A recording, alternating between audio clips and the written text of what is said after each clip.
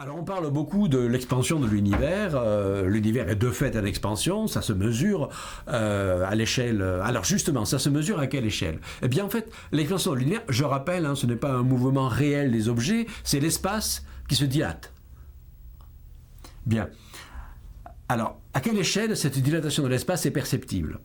Eh bien en fait, cette échelle de dilatation de l'espace n'est perceptible qu'à une échelle de plusieurs centaines de millions d'années-lumière. C'est-à-dire à une échelle très largement supérieure, donc à la taille du système solaire c'est évident, mais même à la taille de la galaxie ou même à la taille des amas de galaxies. Il faut vraiment aller très très loin dans l'espace pour commencer à percevoir ce mouvement d'expansion de l'espace. Pourquoi à plus petite échelle il ne se perçoit pas? Tout simplement parce qu'il y a le mouvement dit de gravitation qui prennent le pas sur ce mouvement général d'expansion de l'univers. C'est très facile à en comprendre d'ailleurs avec quelques chiffres. Le taux d'expansion actuel de l'univers se mesure par un chiffre qui est de 70 km par seconde par mégaparsec. Alors je m'explique, le mégaparsec c'est une unité de mesure astronomique un petit peu bizarre. Un mégaparsec ça fait à peu près 3 millions d'années-lumière. Bon, ça veut dire que si dans l'univers d'aujourd'hui, vous prenez deux points quelconques, par exemple deux galaxies, qui sont séparés de 3 millions d'années-lumière, l'expansion de l'univers va les séparer d'une vitesse apparente de 70 km par seconde.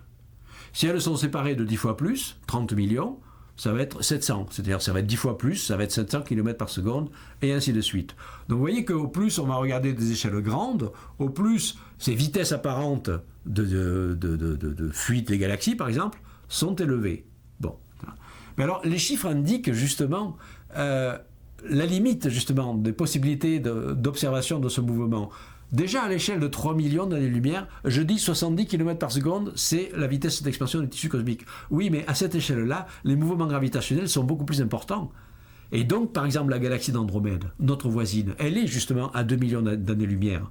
Elle ne s'éloigne pas du tout à 70 km par seconde à cause de l'expansion de l'espace. Elle se rapproche de nous. Elle tombe sur nous à 400 km par seconde. Pourquoi? Parce que cette fois-ci, c'est la gravitation qui fait se rapprocher la Voie lactée et la galaxie d'Andromède. Donc jusqu'à une certaine échelle, ce sont les mouvements gravitationnels locaux qui l'emportent. Et à partir d'une certaine échelle, disons 700 km par seconde, alors là, l'expansion de l'univers commence à l'emporter sur tous les autres mouvements, et c'est à partir de cette échelle que ça finit par, effectivement, par triompher. Et cette échelle-là, 700 km par seconde, ça fait à peu près 30 millions d'années-lumière.